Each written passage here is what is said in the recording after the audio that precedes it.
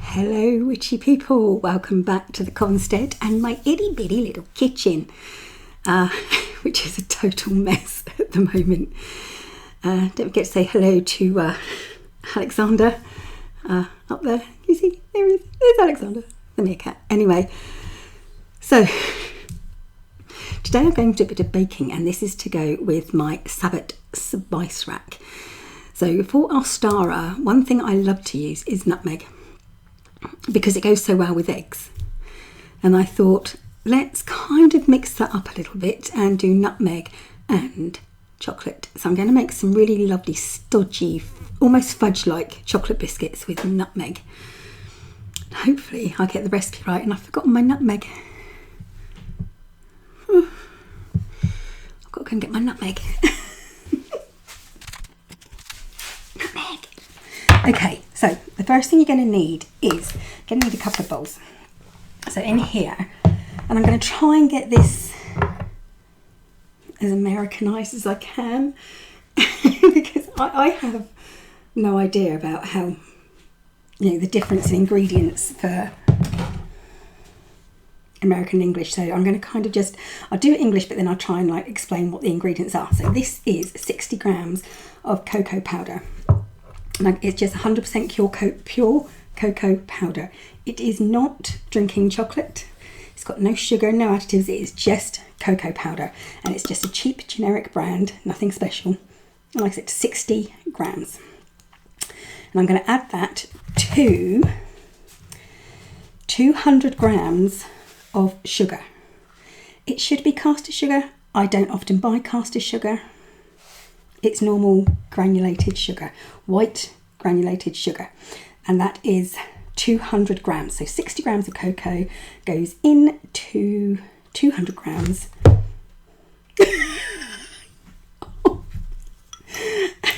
of sugar. So it's gone everywhere slightly. It's fine. Get a spoon. Okay, give that a quick mix round. And add to that about 60 mils of oil. Now this is a mixture of vegetable oil and extra virgin olive oil. But just vegetable oil. Rapeseed oil is good. Corn oil is very, very good. And also a good teaspoon of nutmeg. If you like nutmeg, you can omit it, but this is what the whole point is: nutmeg and chocolate. Nutmeg also goes really, really lovely in coffee cake. So give it a good mix. Right, to that,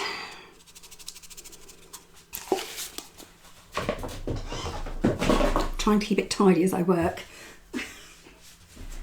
Not really a very good, not a habit of mine.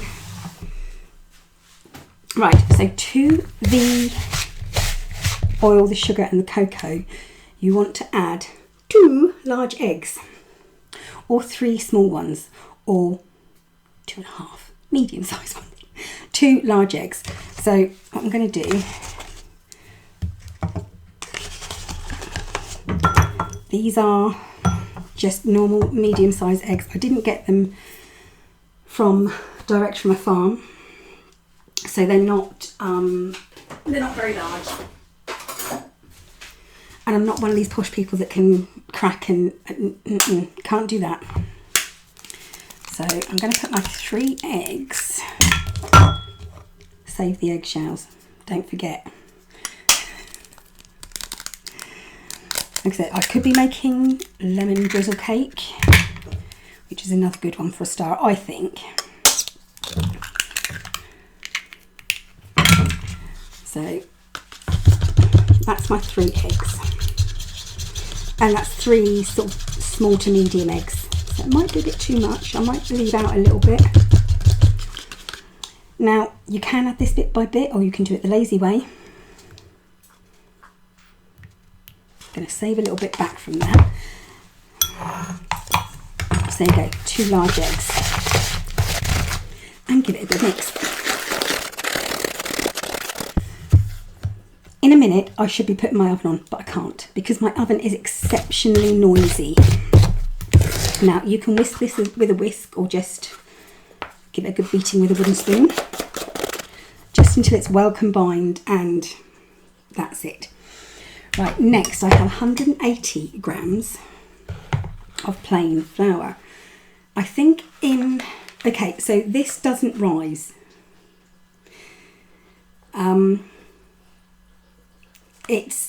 You can't make a cake with it and expect the cake to rise, but it's good for things like Yorkshire puddings and pancakes and stuff like that. It is plain flour. Barclay is licking stuff off of the floor, so if the weird noises, it's the dog. Right, to that plain flour, now I could have added the nutmeg into this, but I'm not going to. I'm going to add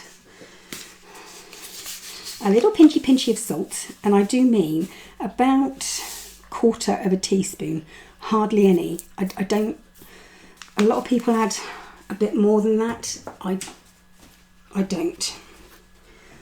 I think about 1/4 of a teaspoon at the most is more than enough. Okay, and I want a teaspoon of baking powder. Now, I don't know what baking powder is in America. I don't know if you have the same, but baking powder it's a raising agent, and it's diphosphates, sodium carbonates and rice flour. It is not the same as bicarbonate of soda. Now, bicarbonate of soda is the one that if you add it to like vinegar or lemon juice, it fizzes up. And this is sodium hydrogen carbonate, and it's very good for cleaning the house with. So this is baking powder. Now, I always wonder why you would use plain flour and put baking powder in it when you could just use self-raising flour. But hey ho. So you want about a teaspoon.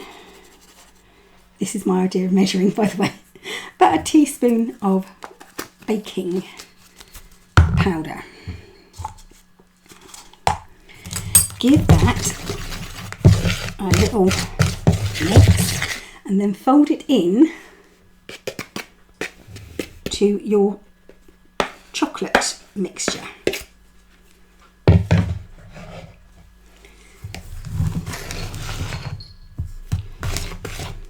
When I say fold in, I just mean mix it in. Now, what you want is it to be quite a hard dough.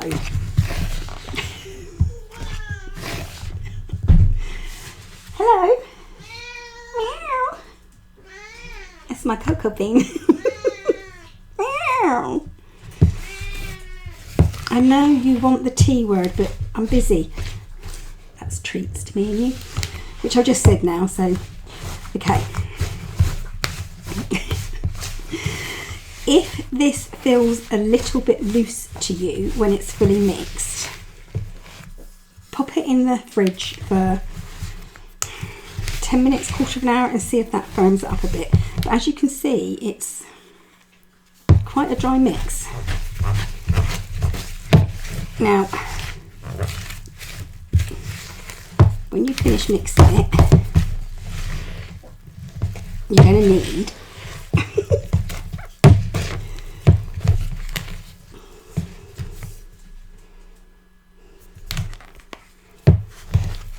some icing sugar. Now, I'm going to stick mine in the fridge because mine's a little bit loose.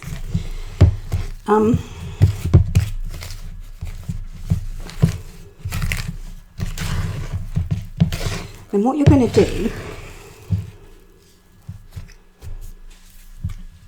when it's all firmed up and ready is we're going to make it into balls, but you're going to need icing sugar. So I am going to pop this in the fridge, clear up and get everything ready, and then I will carry on.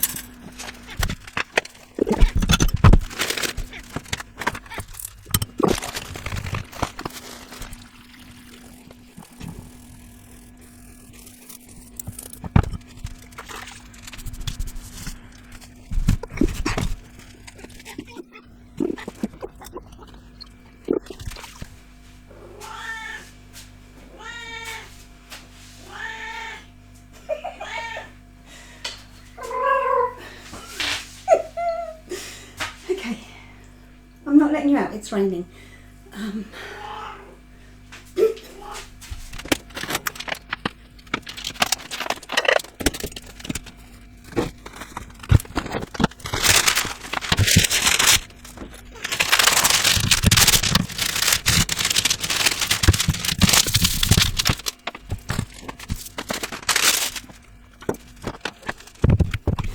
Okay, not quite 10 minutes, but this looks a lot better. Now this is where, as with everything I do, things start getting a little bit messy. Oh dear. So, what I have, I've sifted some, yes, I sifted it. I sifted just some icing sugar into the bowl. Now icing sugar is what I use to make glacé icing. It's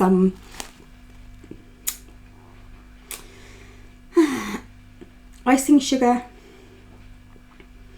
which is basically ground up sugar, and anti-caking agent tricalcium phosphate. Icing sugar. Mix it with water, make a glaze. That kind of stuff. Okay, so I've got that sifted in my bowl. I have teaspoons, and I have a flat tray lined with grease-proof baking powder, non-stick baking powder.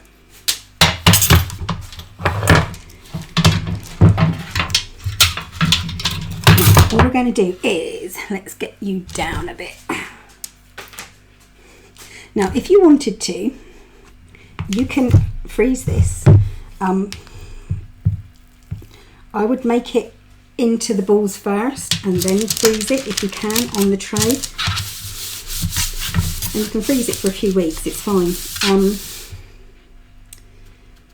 If you're not freezing it and you're cooking it now, they'll keep for maybe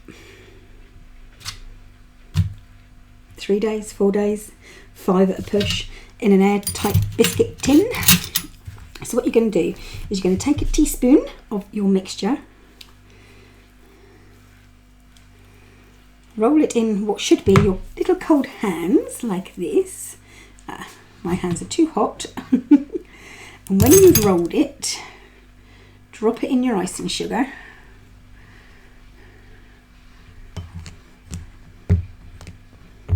And then give it a little shake and pop it on your tray. And you do that all the way along. You want to leave a gap between them because they will spread out. Not a lot, but they will spread out. So yeah, what I might do actually is freeze this for a little while because it's very sticky. And CoCo agrees.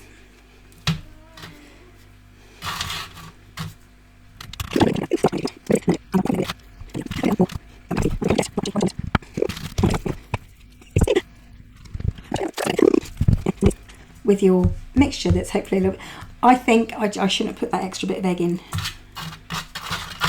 That probably would have been better.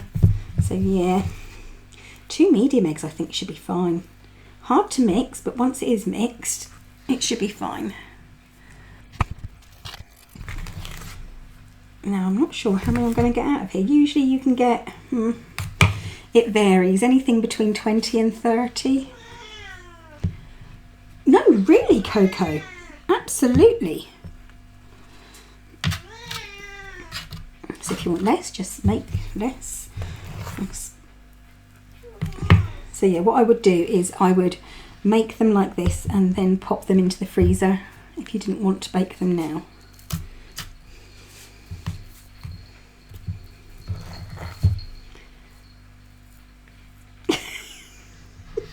Part of me, thank you CoCo, part of me just wants to lick all this off my fingers.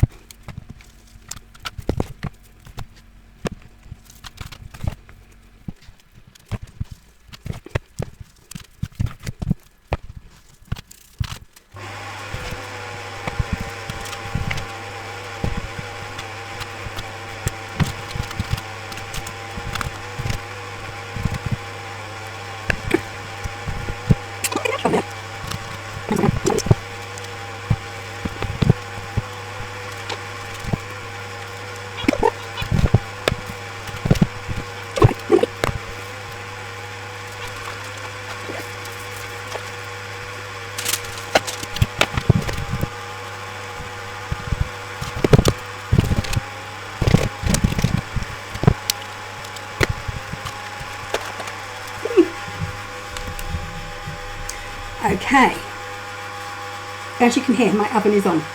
So these go in at, if you've got a normal oven, I don't know what the Fahrenheit is. I know it's about gas mark 5. It's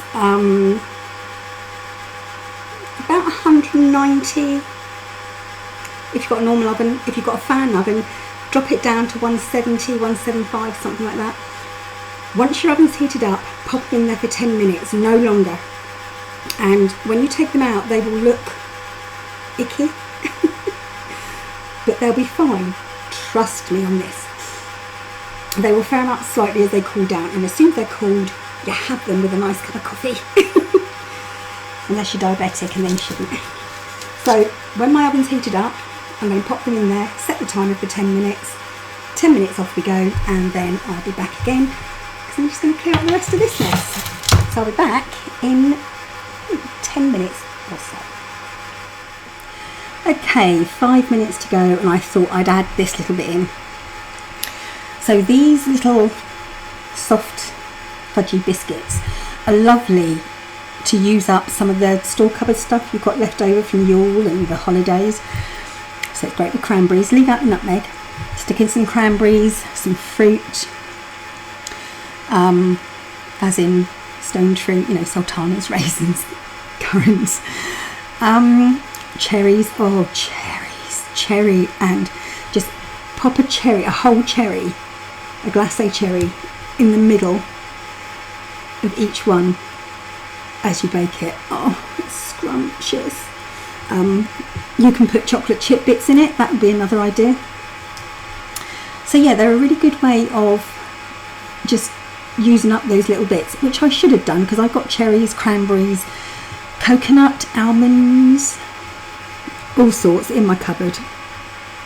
But these are a good, as long as you've got the CoCo, they're a good store cupboard item to make. Of course, if you haven't got CoCo, you could replace the cocoa powder with flour and make them plainer and add your own flavourings to them. Like I said, lemon, make them just lemon. But then again, I do like lemon shortbread. I think that's a nice one to make. So yeah, there's lots of stuff you can do instead. But like I said, when they come out, get ready for them to look slightly strange. CoCo's given up waiting. It's the microphone. Yeah, and she's gone now. She disappeared. She's like, no one's feeding me, no one's... I gave her treats and stuff. As you may have seen, if I kept it running, you'll see that I made bread, and I do use a bread maker because I haven't got it in the power. I haven't got the power in my hands to knead anymore. So I tend to use a bread maker because it's more convenient. I will say this about bread. If you like your bread doughy and dense, make the mixture dense. Leave out a little bit of the liquid, a little bit of the water. If you like your bread fluffier and more airy, put a little bit more liquid in, not a lot, just a little bit. And if you loosen up the mixture, it rises better, therefore it's more airy. Just thought I'd mention that. Because the other day I don't know what I did wrong. Well, I do know what I did wrong. I put the wrong measurements in my bread maker, and it was quite watery. And I was trying to make it right before before the cycle had finished on the bread maker, and yeah, it exploded. The top of the bread maker was lifting up. It exploded out, and my bread maker is that's my bread maker. It just exploded up. And by the way, in there, that room there, is my dining room. So let's go and see what these look like.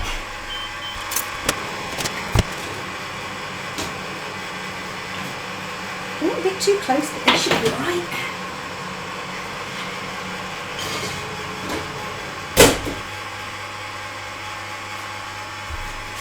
Okay, so if you keep them separated enough, you'll get this.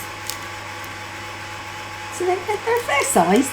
And they are very squidgy and until they cool down.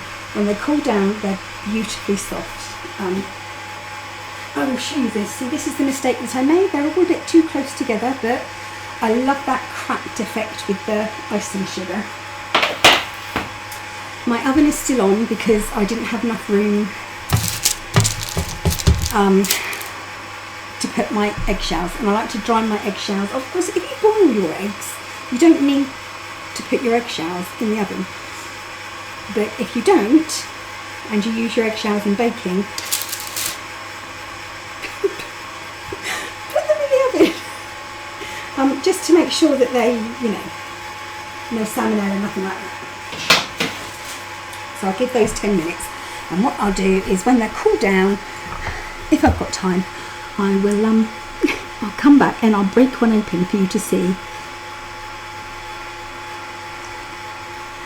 Not for you, Barkley, you can't have chocolate. It's always begging.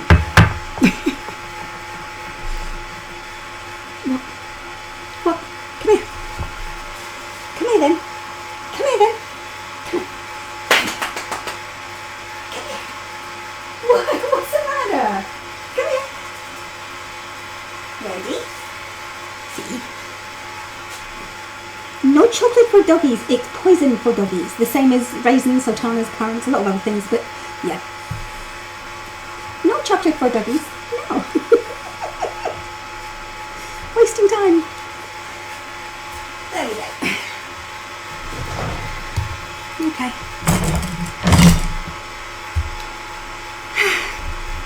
Yeah, I'll turn this off then.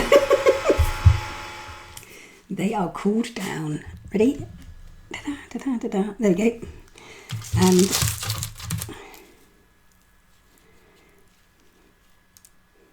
so you see they're nice and soft and scrummy in the middle. And let's wreck my diet. They're almost chewy. Obviously, sorry. If you like a firmer biscuit, cook them for longer. But the whole idea of these is to have that soft, unctuous loveliness. So there you go.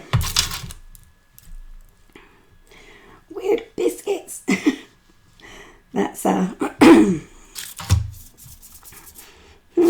ginger would be good too.